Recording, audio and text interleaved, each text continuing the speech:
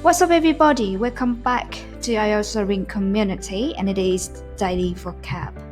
As you know, vocabulary plays an important role in IELTS marking criteria, right?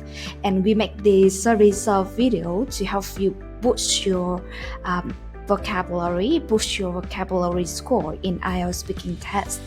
So don't forget to like and share this video to support us, and subscribe this channel for more lessons, okay? Now, here is all. Our vocabulary today is a phrasal verb, cut something out or cut out something, okay?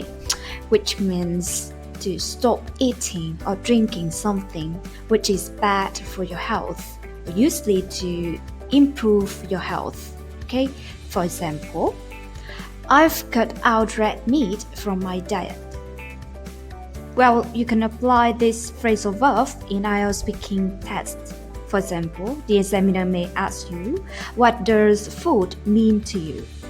So you can say, for me, food is really important. It provides nutrition and energy for my body. I'm now really careful about buying fatty and sugary foods to make sure I eat the right things. I've also cut out junk food to be healthier.